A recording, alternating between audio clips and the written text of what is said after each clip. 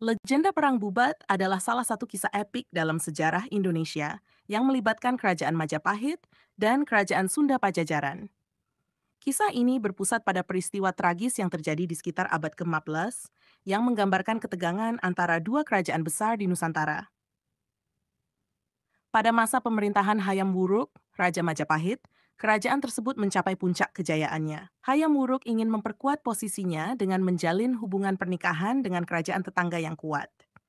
Pilihan jatuh pada Putri Dyah Pitaloka Citraresmi dari Kerajaan Sunda Pajajaran.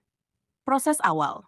Rombongan dari Kerajaan Sunda yang dipimpin oleh Raja Sunda beserta putrinya Dyah Pitaloka berangkat ke Majapahit untuk melaksanakan pernikahan. Mereka membawa serta banyak pengiring dan perlengkapan pernikahan yang mewah. Rombongan ini diterima di lapangan Bubat, sebuah tempat perkemahan yang terletak di luar ibu kota Majapahit, Trowulan. Namun, terjadi kesalahpahaman yang fatal. Raja Sunda menganggap bahwa mereka datang sebagai tamu terhormat untuk menikahkan putri mereka dengan Raja Majapahit. Di sisi lain, Gajah Mada, Mahapati Majapahit, berpendapat bahwa pernikahan ini merupakan bentuk penyerahan kekuasaan Kerajaan Sunda kepada Majapahit. Gajah Mada, yang sangat ambisius dalam mewujudkan Sumpah Palapa untuk menyatukan Nusantara di bawah Majapahit, melihat ini sebagai kesempatan untuk menundukkan Kerajaan Sunda. Konfrontasi dan pertempuran. Ketegangan memuncak di Bubat ketika Gajah Mada menuntut agar Dyah Pitaloka diserahkan sebagai bentuk upeti, bukan sebagai calon istri raja. Raja Sunda menolak penghinaan ini dan memutuskan untuk mempertahankan kehormatan kerajaannya. Pertempuran tidak bisa dihindarkan, dan akhirnya pasukan Majapahit yang lebih besar dan lebih kuat mengalahkan pasukan Sunda. Raja Sunda dan para pengawalnya tewas dalam pertempuran ini. Tragedi dan akhir cerita. Setelah pertempuran yang berdarah, Dyah Pitaloka dalam keadaan putus asa dan untuk menjaga kehormatan keluarganya, melakukan bela pati bunuh diri di lapangan Bubat. Tragedi ini meninggalkan luka mendalam dalam hubungan antara Majapahit dan Sunda Pajajaran, menciptakan permusuhan yang berkepanjangan. Dampak dan interpretasi. Perang Bubat diabadikan dalam berbagai naskah, termasuk Pararaton dan Kidung Sunda, yang meskipun memiliki beberapa perbedaan, namun inti ceritanya serupa.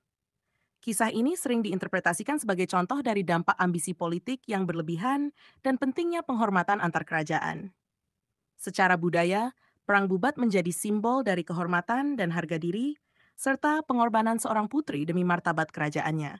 Legenda ini terus hidup dalam cerita rakyat, drama, dan karya sastra Indonesia, mengingatkan generasi berikutnya tentang nilai-nilai kesetiaan, keberanian, dan kehormatan. Perang Bubat yang terjadi antara Kerajaan Majapahit dan Kerajaan Sunda Pajajaran pada abad ke-16 meninggalkan dampak yang mendalam, tidak hanya dalam konteks politik dan sosial, tetapi juga dalam budaya dan tradisi masyarakat Sunda. Salah satu akibat dari peristiwa tragis ini adalah munculnya mitos yang menyatakan bahwa lelaki Sunda dilarang menikah dengan wanita Jawa. Berikut adalah penjelasan lengkap tentang mitos tersebut. Latar belakang mitos. Perang Bubat adalah konflik yang terjadi karena perbedaan persepsi antara Majapahit dan Sunda Pajajaran tentang pernikahan antara Hayam Wuruk, Raja Majapahit, dan Putri Dyah Pitaloka Citraresmi dari Kerajaan Sunda. Pertempuran ini berakhir dengan kekalahan dan kematian Raja Sunda beserta pengiringnya, serta bunuh diri Dyah Pitaloka di lapangan Bubat untuk menjaga kehormatan kerajaannya. Penyebab munculnya mitos. Rasa trauma dan dendam, kekalahan tragis di Bubat meninggalkan luka mendalam bagi masyarakat Sunda.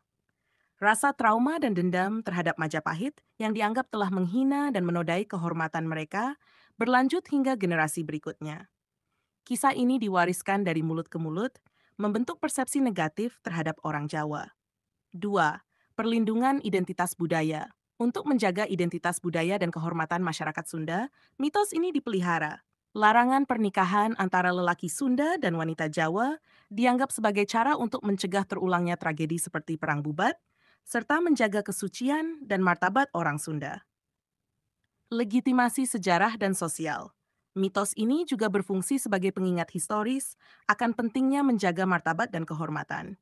Dengan terus mengingat tragedi Bubat, masyarakat Sunda memperkuat narasi tentang pentingnya perlindungan terhadap harga diri dan tradisi mereka. Pengaruh mitos dalam kehidupan sosial. 1. Kepatuhan terhadap tradisi. Meskipun tidak ada hukum tertulis yang melarang pernikahan antara lelaki Sunda dan wanita Jawa, mitos ini sangat berpengaruh dalam kehidupan sosial. Banyak keluarga Sunda yang secara implisit atau eksplisit menolak pernikahan antar suku ini untuk menghormati tradisi dan sejarah leluhur. 2. Pembentukan identitas budaya. Mitos ini membantu memperkuat identitas budaya masyarakat Sunda.